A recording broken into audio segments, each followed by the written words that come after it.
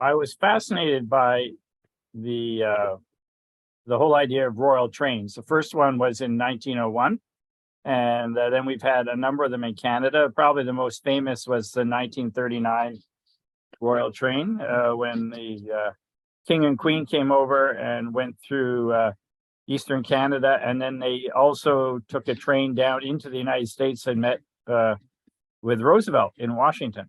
So it was a goodwill tour before the start of the war. And there's a cover that was issued, there's canceled on that Royal Train. That image is from eBay. I can't find my cover. I know I have one. I think I only have the 1 and 3 cent stamp on the one that I have. But the whole idea of Royal Trains kind of fascinated me. So in 1973, Canada Post put an ad in that you could get things on the Queen Elizabeth Royal Train. And so I got hold of a On Her Majesty's Service envelope from the centennial year. And then I put one of every stamp that had been issued up to that date with an image of Queen Elizabeth on it from Canada and a Canadian flag stamp, and sent it in, and it got canceled on the train on July 28th. So that was just kind of one of my weird and wonderful things that all philatelists do at some time when they fancy something. So that was my little do-it-yourself cover, and sent it off, and it came back to my house in Greenfield Park after the Royal Tour.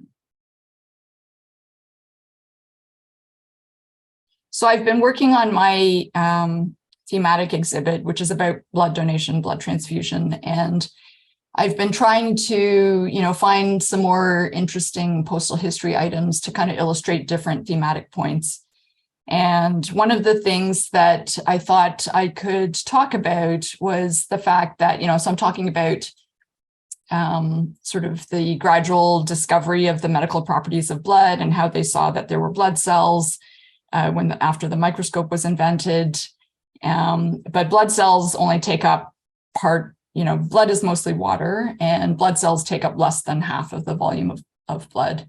So I wanted to find something to kind of illustrate the idea of 1/2. So I actually have found a couple of things. So this is one cover.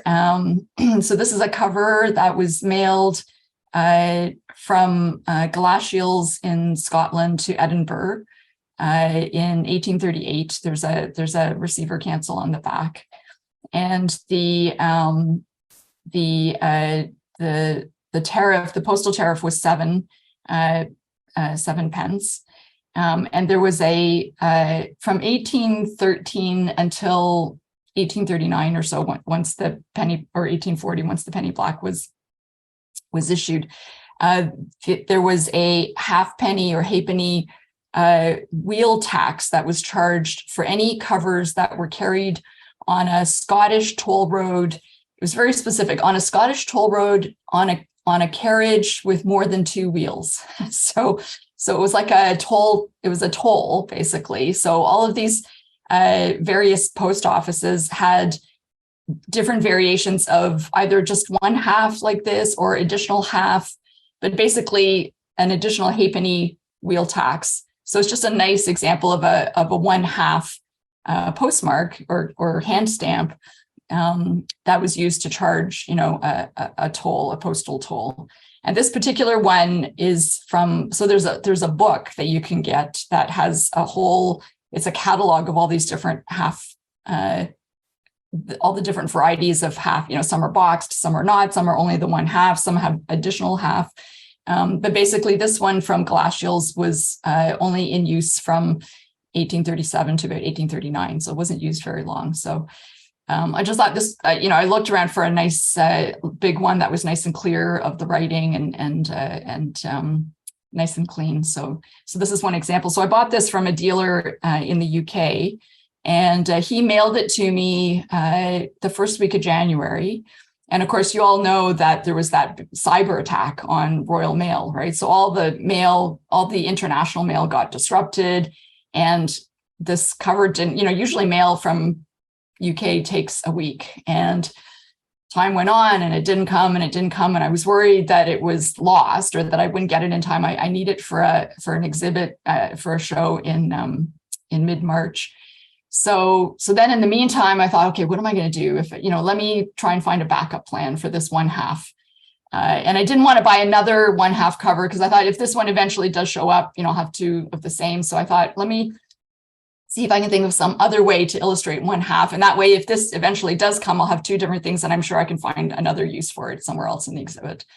So another thing that I thought of to illustrate the concept of 1/2 was a bisect, right? Because you're cutting a stamp in half. So again, I Googled a bit because there's lots of bisects and, some of them are pretty modern or, questionable and I wanted to find a nice one on cover. So I came up with this one. So this is from the Danish West Indies. So in 1903, it was authorized to bisect the 4-cent stamps because there was a shortage of 2-cent stamps. So the usage started on the 20th of January, 1903 and continued until 23rd of May on St. Thomas and 4th of June on St. Croix. So the domestic letter rate was 2 cents. So you can find lots of examples of the 2-cent, like the 4-cent stamp bisected on a domestic cover. So this one actually has a nice St. Thomas cancel, and it's actually from the first day that this was authorized. So I found this on Del Camp, and it actually just arrived today. So I thought I'd scan it for you guys too. So now I have this, and actually the halfpenny cover arrived last week as well. So now I have to decide which one I'm going to use. I'm probably not going to use both of them now, but later on when I expand my exhibit, I'll find another use for this one. I'll just show you one more thing. I showed this at the PSSC meeting last night. In Belgium, after the end of the Second World War, they had been occupied during the war and their economy was in a shambles and they were trying to recover. And in trying to stimulate the economy, one of the measures that they undertook was to reduce prices on a lot of things to try and, improve spending power. And so one of the things that they reduced were the postage rates. And so everything was reduced by 10%. But they didn't want to reprint all the stamps, for the new rates. So instead, what they instructed postmasters to do was to make hand stamps of indicating minus 10% and hand stamp all of the stock that they had on hand. And so and I wasn't aware of this. I kind of came up with the idea, and I'll tell you in a minute why I'm using this in my exhibit. But I was just searching for 10%, and these, some of these stamps popped up. And there's a whole, if you search on Del Camp, for example, and just put in 10%, you'll see there's tons of stamps, and there's all different styles of the minus 10%. Some are small, some are big, some are framed, some are not. And apparently there's forgeries too. So, you have to be kind of careful if they're not on a cover, because there's many, many different kinds. And there's on various different basic stamps. But anyway, I was able to find this nice example on a cover, and it's paying the correct rate. So it's a domestic cover, paying the registered rate. I don't remember exactly what it is, but basically it was, it's the correct rate, the previous rate minus 10%. So if before the price reduction, these stamps would have paid the correct rate, and after the price reduction, they're still paying the correct rate because they've all been marked minus 10%. And people could actually turn in their stamps and get a refund if it was above a certain amount, get that 10% back. Anyway, so this is a nice cover. So the way I'm going to use this in my exhibit is when I have a page talking about when people donate blood, how much blood they take. And so nowadays they take about 450 cc's, which is about 10% of your total blood volume, because your total blood volume is about 5 liters. So, a blood donation reduces your blood volume by about 10%. So I'm using this to illustrate the concept of, going down by 10%. So anyway, it's just some fun examples of how I can bring in interesting postal history that has nothing to do with blood, but illustrating sort of different thematic points in my story. What I'm going to show is one of my favorite stamp or non-stamp that was never issued. This is from the series of McDonald Cartier essays from 1914. This one really got my attention because of the real engraving of that stamp, the beautiful color, the freshness of it. And they rarely come to the market. So that one, I'm going to talk about some of the detail later, but I did a bit of research because through the last 15 years, I collected the Cartier stamp you saw in my background, but always forget that, you know, if you type that, sometimes a different Cartier from Canada appeared, and this one is from Georges and Cartier, not Jacques Cartier. So that got my attention. I decided to look at it in more detail. So I'm going to show you here some of the pre-production from Archive Canada that has some very interesting features on it.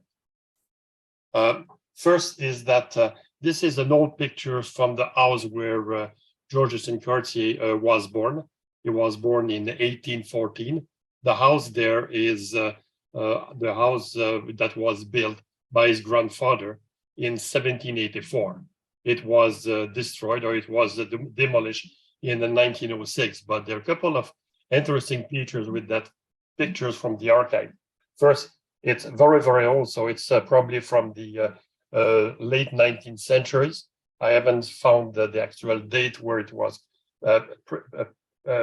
taken, but you could see on the left side, for example, here, there is a little X on the side, which is a feature that, for example, somebody mentioned that please remove the plank. So this is the first time this thing was seen. Also, I draw your attention to look at the size of the trees here in front of the house and the fence. So that was one of the first pictures in the archive. Then if I go to the next picture, as you could see, the fence has disappeared. A new window appeared into the shed entrance, and look at the trees. So those trees, I would guess they're probably a good 25-year older than the little branches that you saw in the previous one. So that one is of better quality, but it's still one of the pictures that was shown in preparing the essay. It was already identified as essay number 050, which is the name that is on the essay. Continuing on that stamp, here is one of the first essay, the oldest essay that was made likely in 2014. And in this particular one, for example, it has most of the same feature of the actual stamp, except that the wording shows Maison ou né Cartier instead of Maison ou né Cartier. So that was a different wording on that first version of the essay. If you go to the next one, this is the first color. This is an ultramarine color that was first sent for a review by the committee on April 8, 1914. So the date are important here. So that one was used and signed. You could see the bottom here on the center bottom. It was April the 10th, 1914. When it was reviewed and signed by the different people from Canada Post, or at the time it was Canada Royal Post. Then the next one is the near final. So that one is clearly shown that it is the essay for approval.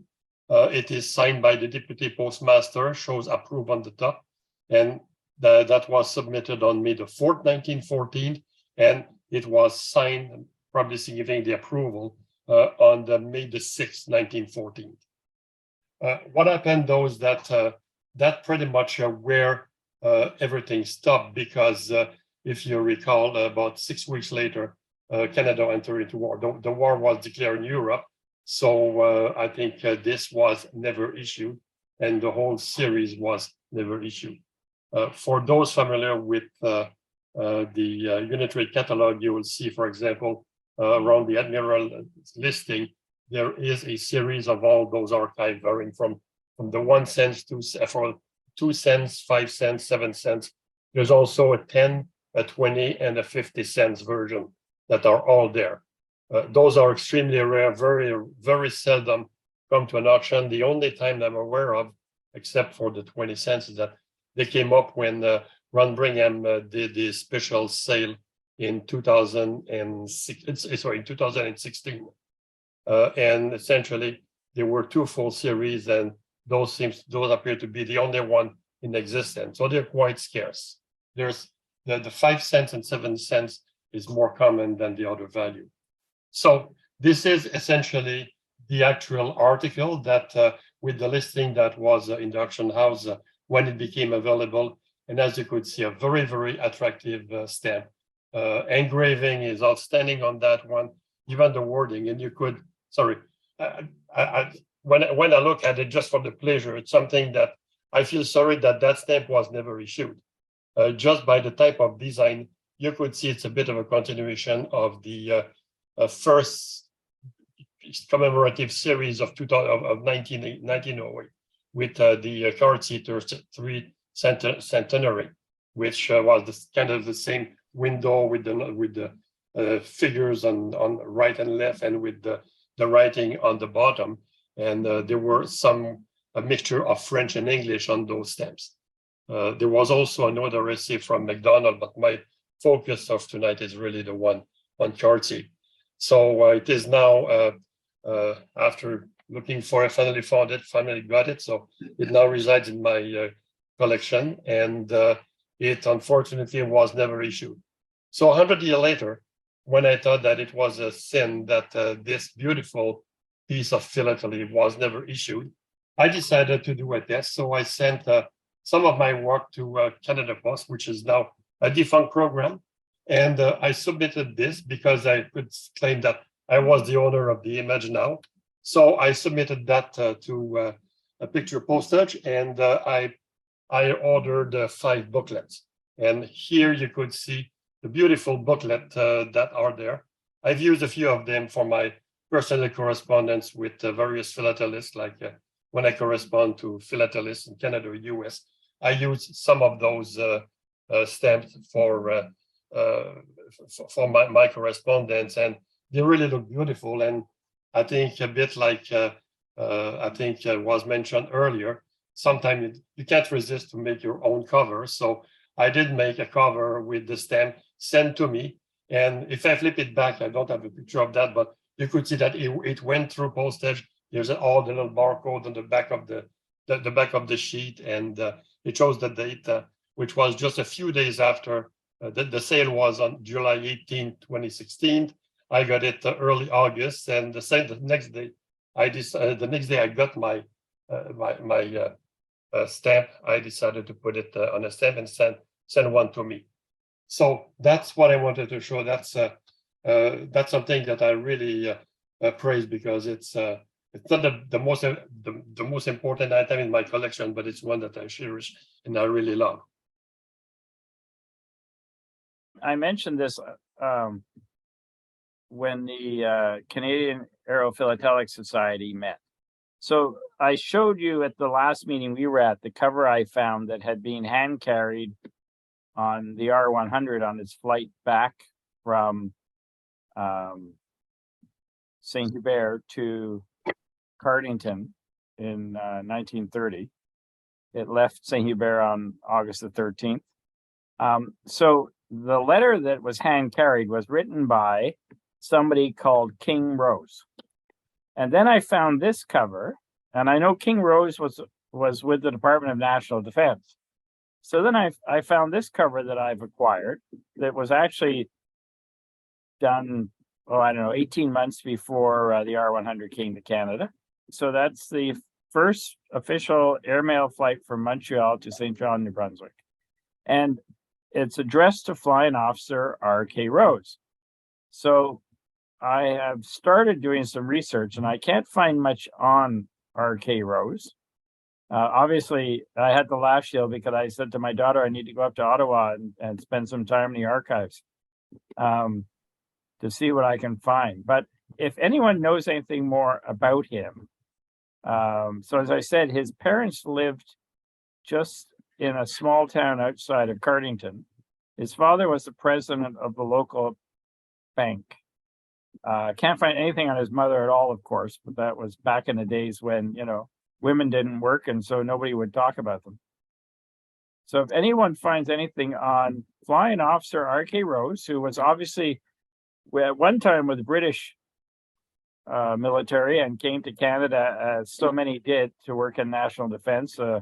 Group Captain Stedman, who led the engineering department and who hand carried the letter, was also from England and came to help the Canadian Air Force.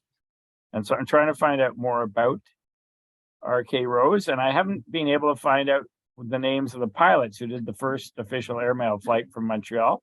So I wondered if he was one of them, but that's if you know anything, please let me know.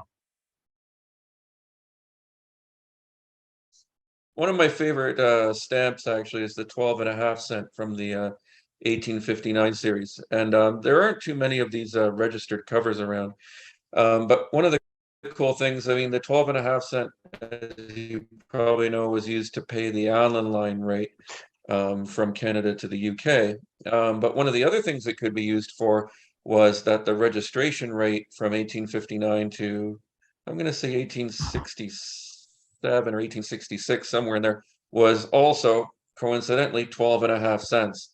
So there were some opportunities to use two of these to do a registered cover, right? And this is one of the nice ones that I happened to pick up at Capex, actually. So this was a nice find for me going out to Scotland from Beaverton. On the back, you have a couple of nice, postmarks from both sides of the pond. And you also have the Canadian packet one, which is not too common.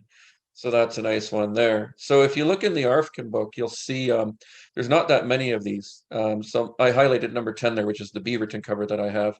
And out of the 12 that are recorded, only 9 of them are paid with a 12.5 cent stamp. But recently, I happened to stumble into something that wasn't on the ARFCN list. And that's this guy here. Now, toning on the stamps, unfortunately, but the rest of it is absolutely brilliant. So this is a nice cover that I found from a pretty obscure source, actually. And again, 12.5 cent postage, 12.5 cent registration. Couple of nice little bonuses is the Port Perry stamp here. There's an indicia error. If you look, this should read 1860. It reads 1806. So that's a nice little bonus that comes with this cover just by chance. And one of the neat things about it, this is going to the Isle of Wight in England, which is just off sort of the southeastern coast, I guess you would call it, is this is going to James Eldridge, who was a solicitor at the time. And I happened to look it up. You know what? This law firm is still in business. Unbelievable. And it's still in the same place. What is the name of it? It's I forget what it is, North Hill or something like that. And it's still going. I thought that was just kind of a neat little piece of trivia. So I thought I'd throw that in there for you guys. So that was kind of a cool find. It's not too often that you find new cent stuff from the 1850s that isn't in the census already.